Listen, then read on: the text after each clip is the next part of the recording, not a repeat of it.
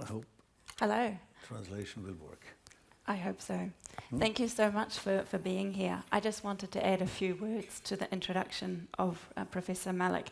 I was fascinated reading the website to see the extraordinary range of expertise along your career, encompassing economics, systems theory, cybernetics, information theory, logic, and the philosophy of science. And of course, what fascinated me the most was communication, adding into the mix. I have a few questions, particularly looking at a more organizational perspective. Professor Malik, we're continuously hearing experts telling all of us about the technological revolution that is disrupting our current way of working, living, relating to each other, and organizing. And you've consistently insisted that the 21st century is different from the 20th century. So for you, what changes will impact work the most and social institutions in particular? Thank you for this question, and ladies and gentlemen, thank you for having invited me. And I'm very, very grateful for all these wonderful lectures, which I have learned a lot now. This few hours I have the pleasure to be here and the honor. So there should be a presentation, just 3 slides, how I see the great transformation, as I have been calling this phenomenon for 20 years now and even longer. Can somebody show these S-curves? Because it is not just disruption, as many people are saying. There is a regularity in it. It is a process which has a pattern, and this pattern has been repeated for quite some time already. There are 3, and this is now the 4th, great transformations. It's a little bit small, but maybe you can recognize it. Should I serve it, or does somebody else? Or shall I go there?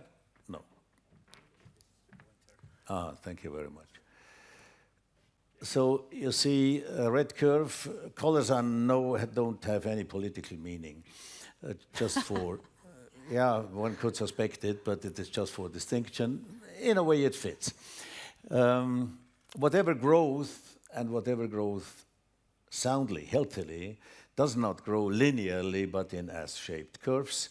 And nothing lasts forever. We have an exponential phase in it, and we have 2 flattened.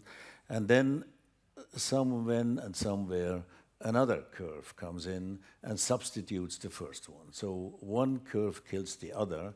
It is creative destruction, as the Austrian economist Joseph Schumpeter called it in the 1940s. And 3 of them are quite well researched. And I would like you to recommend, if you have to run an organization, whatever it is, from business to hospitals, from politics to whatever it is, please do yourself the favor to study history in these realms, in these fields. The first one happened in the 13th century, and what he brought up, just to give one example, was the Gothic cathedral, just out of the blue, basically, and many other things. The other one was in the 16th century, the Reformation, of course.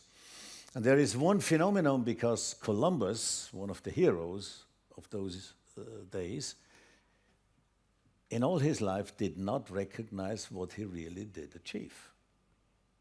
Because until his death, he thought he has landed in India. And another person who had never put the foot on the continent, Amerigo Vespucci, he was a servant of the Medici house, recognized this is not India. This is something totally new. It's a new continent, and therefore the continent was named according to him. And then it is, of course, the 18th century, the Industrial Revolution. Now, so good so far. It pays to study it. We have a critical decision zone here. Everybody talks about disruption. Yeah, it is difficult, but it's not really disruptive. We have a pattern. We can learn from it. Where are we now? I don't know. But I put the vertical line here. Could be a little bit more to the left, most probably, not more to the right. I think the larger part is still coming. But now,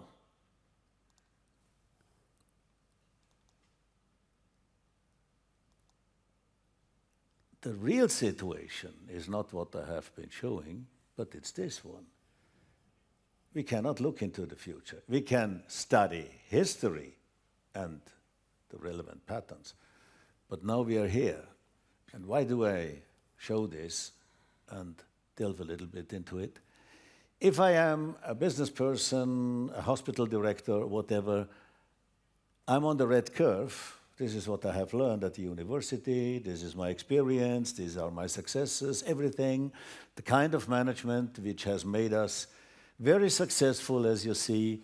And at this very point in time, all our control systems, from the balance sheet to the forecasts we are doing, leads us astray.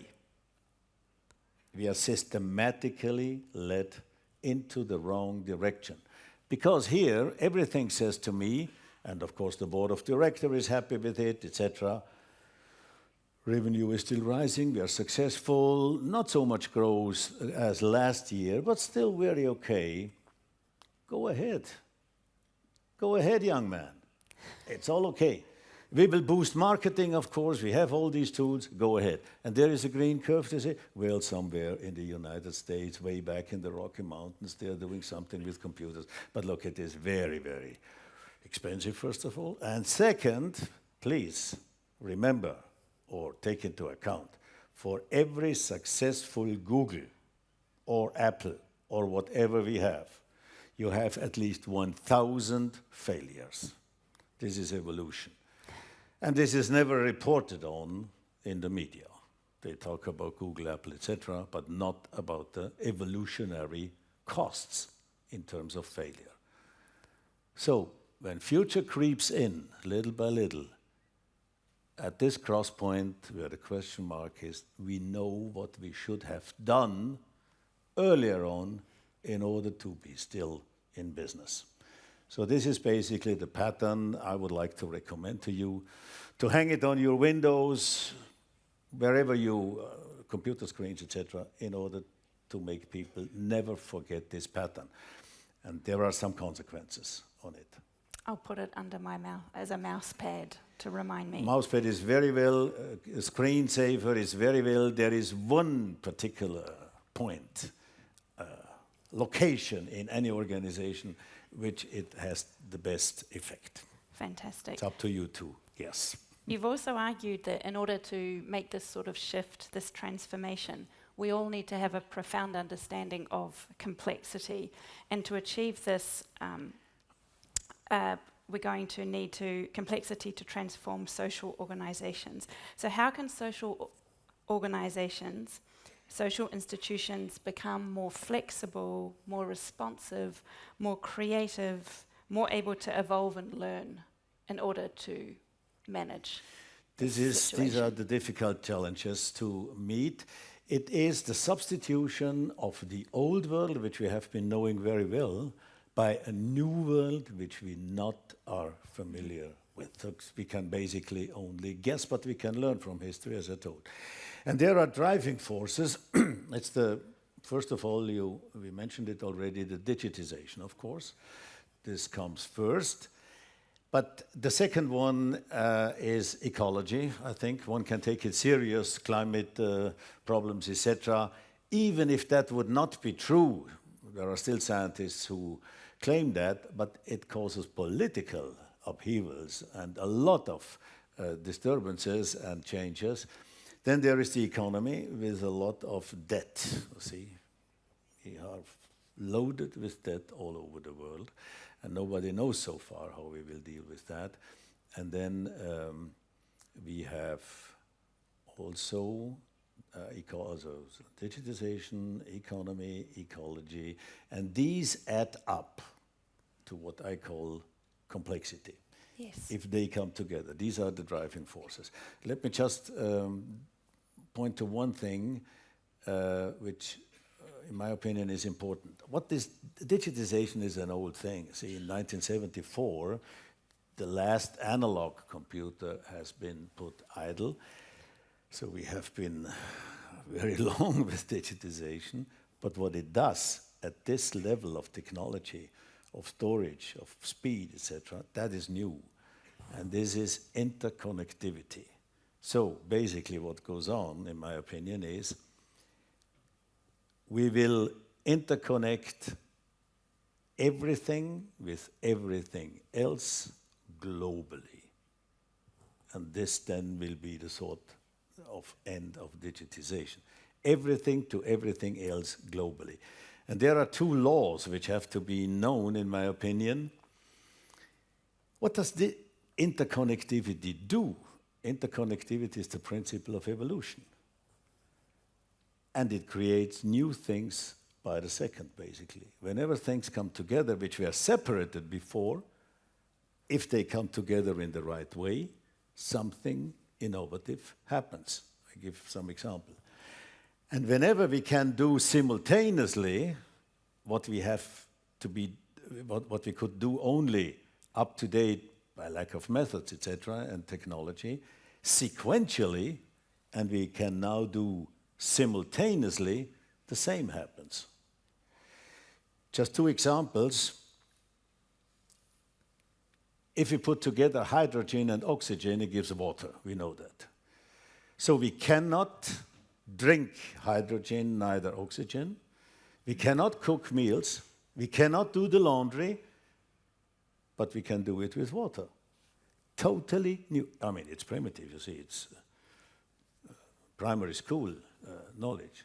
But people don't pay attention to that. Why is this so? If you do it wrongly, it gives a self-destructing substance. I don't know the English expression. It's Knallgas in German. It destroys itself if you do it wrongly. The other thing is, many of you may like classical music, symphony. We can play a symphony in two ways, Beethoven or Mozart or whatever you like best. We can do it sequentially, the first violins, second violins, third violins, the cello, the flute, the oboe, the clarinet, and so on, and so on, and so on. Then the music lasts for 1 week. You need logistics, you need toilets.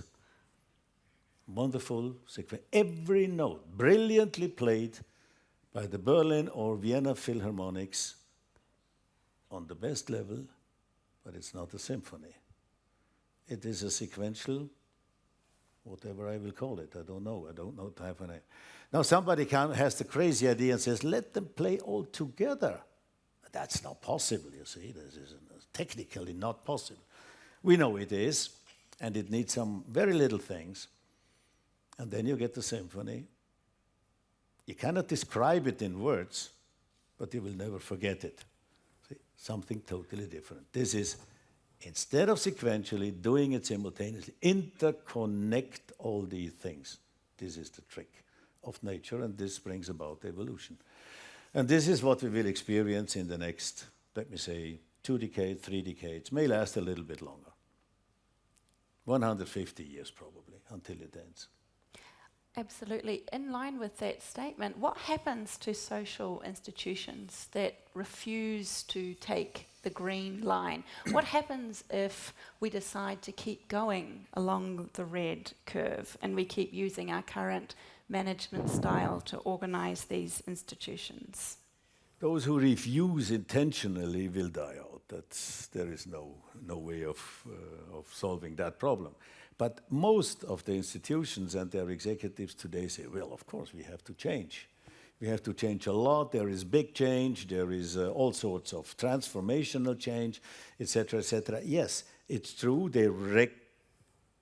They talk about it in many cases without recognizing what they are talking about. Like Columbus. He has discovered something, of course, but he thought it was India. It was not. It was not something totally new, which did not exist in his mind. So think of the terrestrial picture of the solar system and the solar. It's comparable to that also. So what is more dangerous is the question, or more demanding is the question, how do we recognize what really goes on? Because the new things don't have names. See? We do not know how to call the new world for lack of concepts. People, when the automobile was invented, they had no better word than automobile. Hey, that's not very marketing-like. That's not very sexy, isn't it? A thing which drives by itself. Yes, it did so. But there could have been today, with marketing people, a much better denomination of it. Now, what do I want to say with that? There is a lot of digitization. There is a lot of things going on, a lot of innovation. But do you know what happens in about 60% of cases, and I know that from empirical research, which I have been doing for quite a while, we are about to digitalize the old world red curve processes. Then you have a wonderfully digitalized process, which is shitty old. You have done the worst you could do.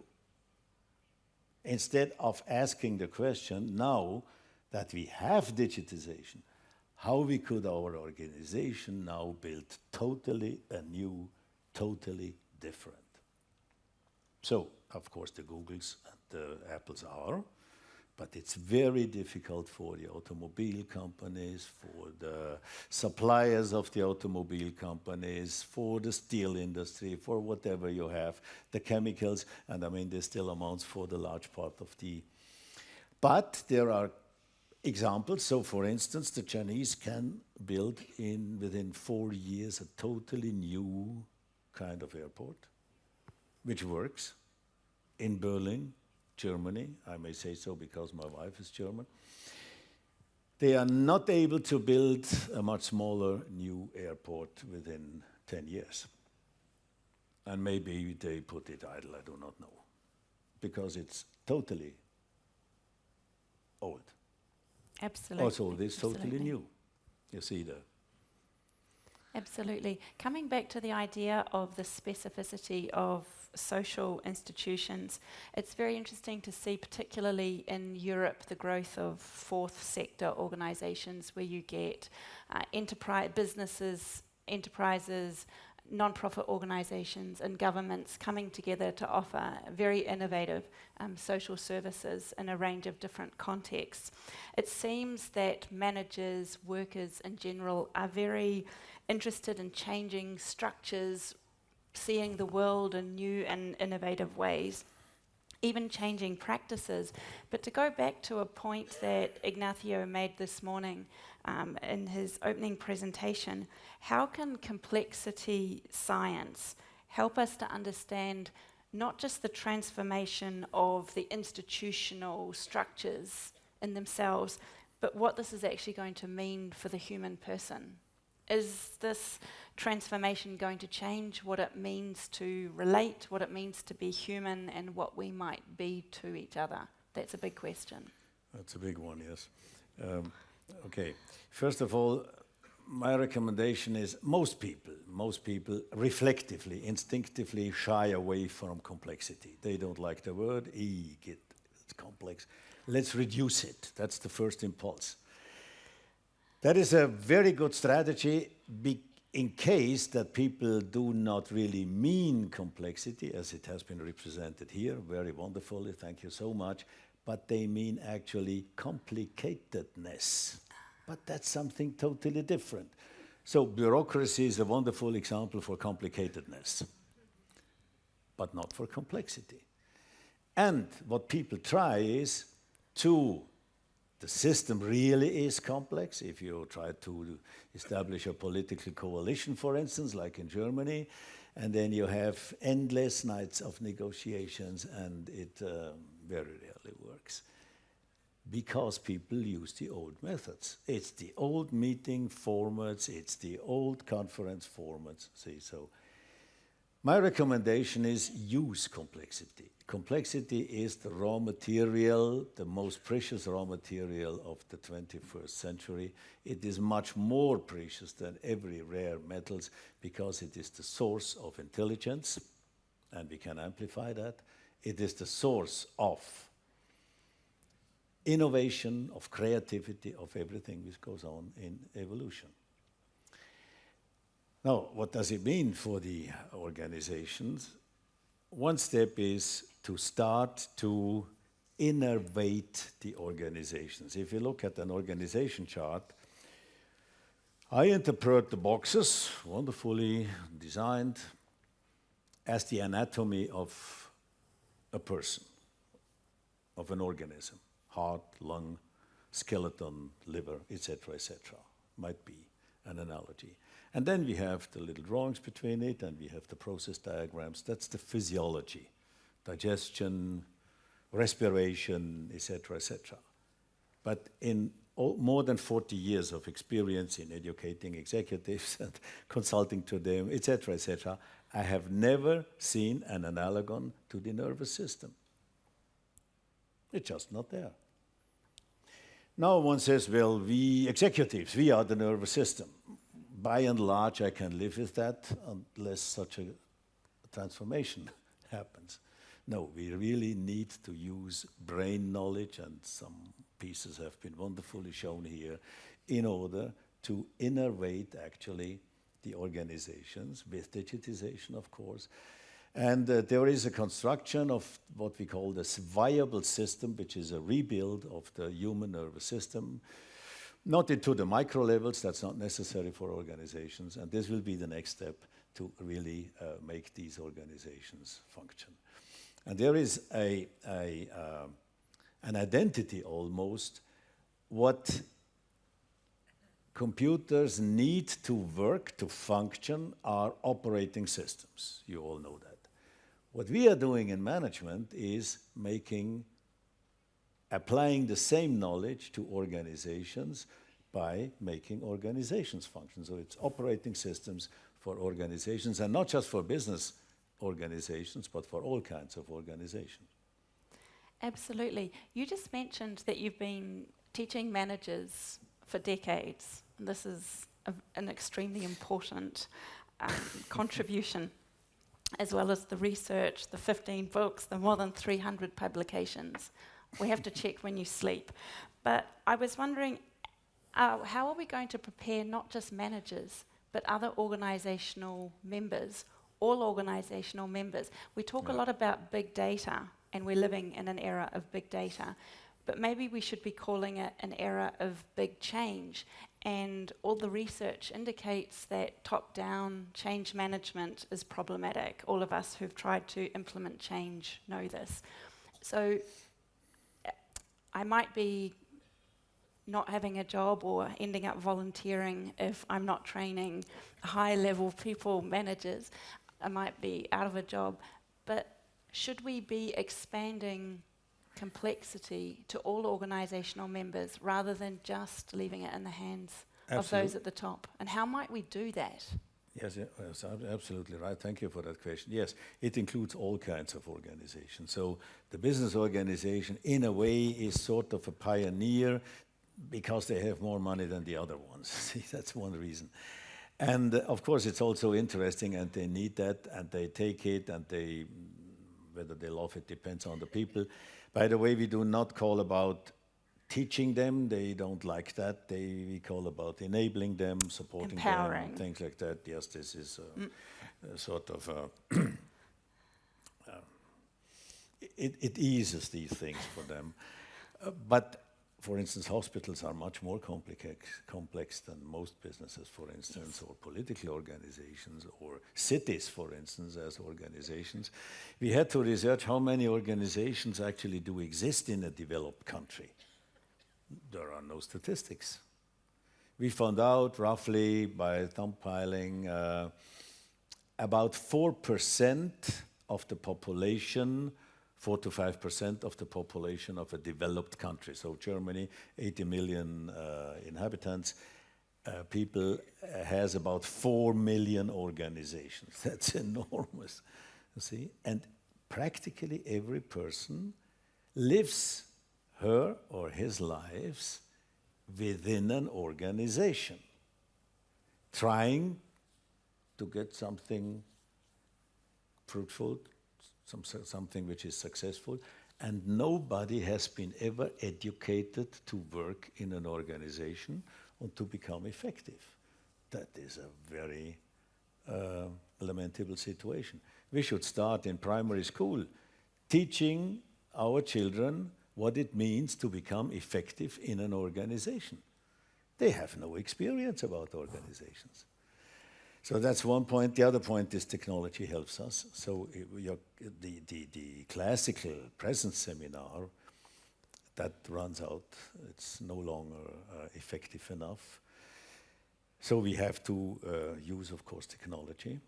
So what would you encourage business schools in particular to be using to empower, to enhance organizational members' ability to deal with this new environment?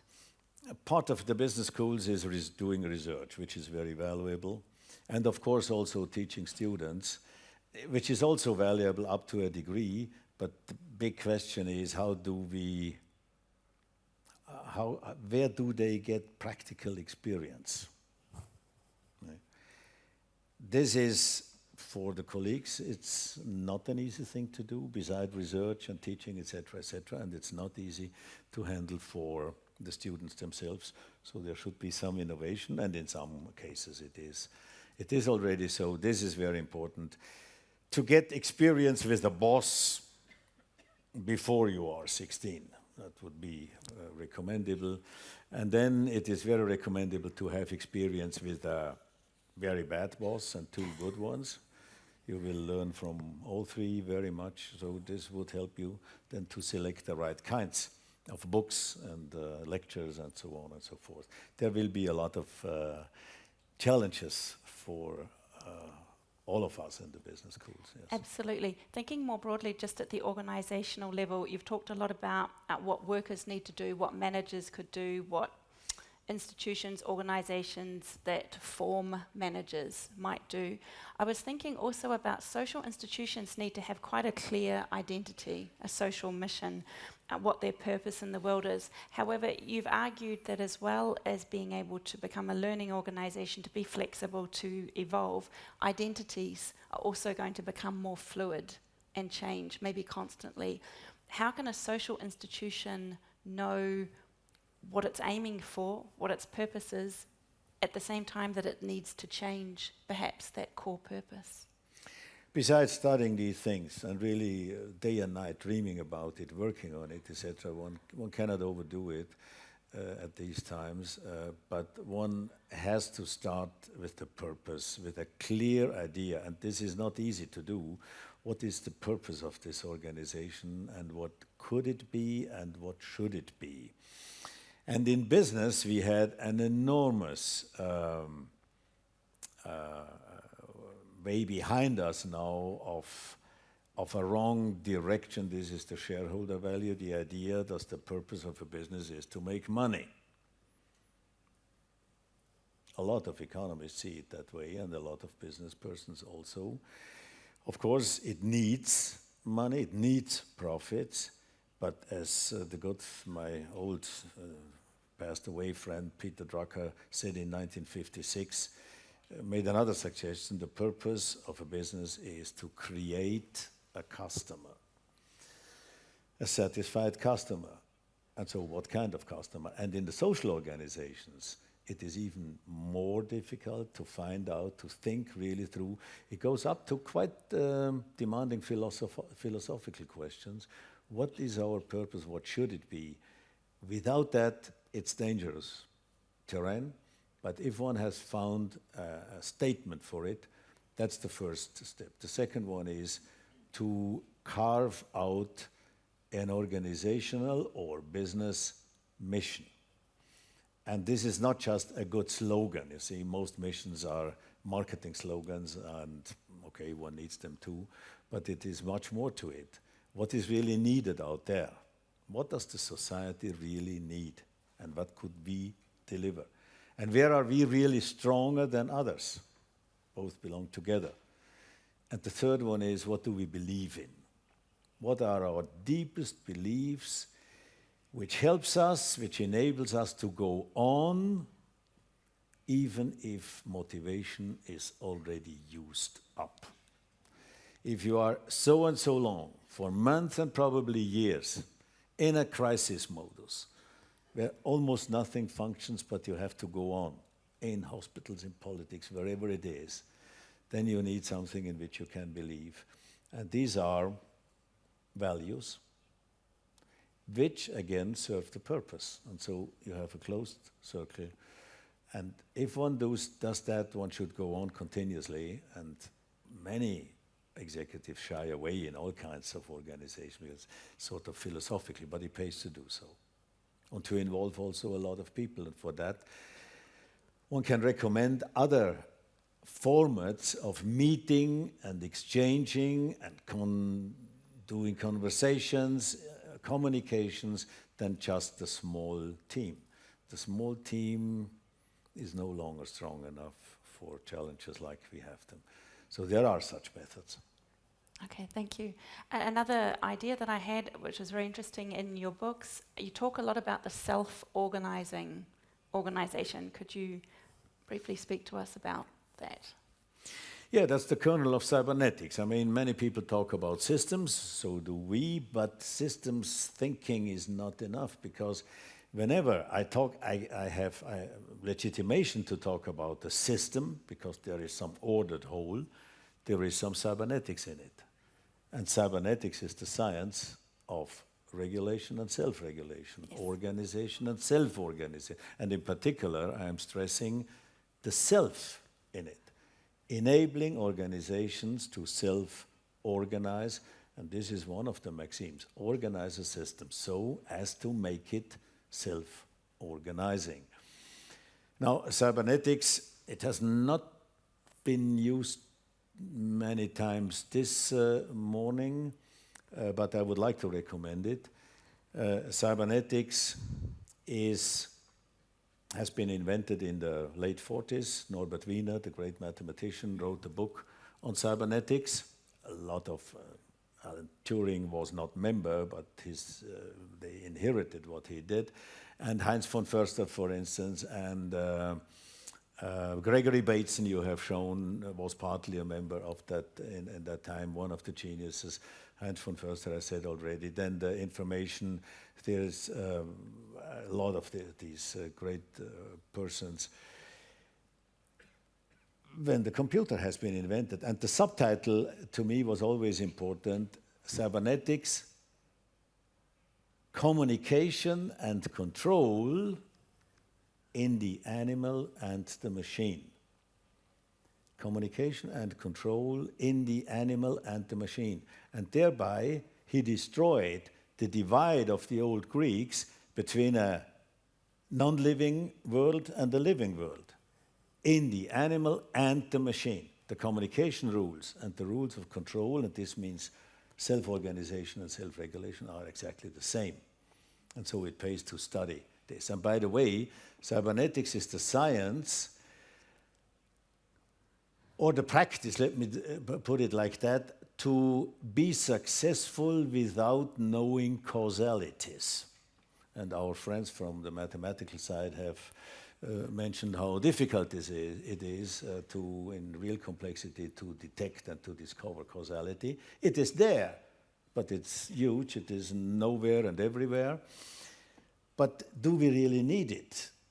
Actually not, because the Kybernetes in Greek is the steersman.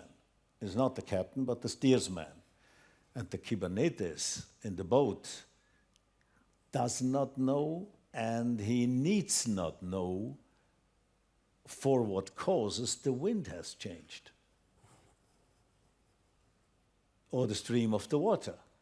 He does not know, but he has a trick. He adjusts the sail, he adjusts the rudder, and the boat is on course again. Think of that. That's the first time that we have knowledge which enables us and practices to do the right things without knowing the causes of the changes. I think that's quite an interesting breakthrough. And therefore, I would recommend to study cybernetics. It's one of the fascinating things. Evolution runs on cybernetics. And by the way, do we have a little bit of time? Yes, because yes, I would give you one example where everybody of us, man and woman, is totally brilliant cyberneticists. Please guess.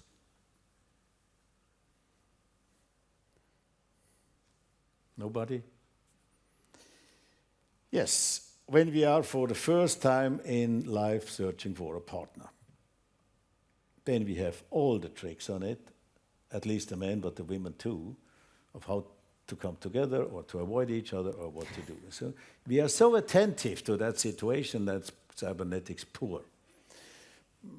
Women claim and complain about men losing that capacity after marriage. I do not know whether it's true or not, but one hears that rumor. So I hope you understood it. We look at every little signal, at every little vibration. Okay? And then there are other examples too. So one example for very cyberneticized organizations, that's the control of the international air traffic. Works perfectly well. We have about 150,000 flights per day, 150,000 flight movements per day around the world, day and night, not counted military aircraft, and nothing happens. Under all weather conditions, under all other kinds of conditions, practically nothing happens. Why it is so? Because cybernetics is governing that system by simple communication rules.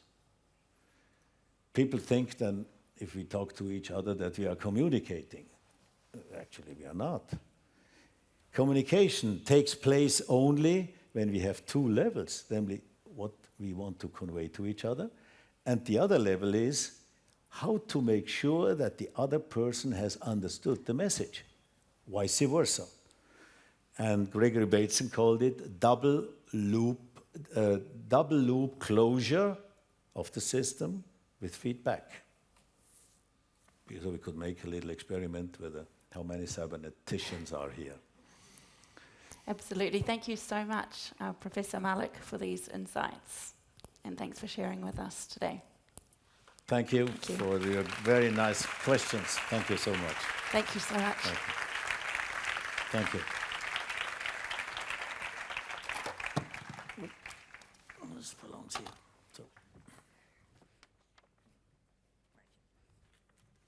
Thank you so much.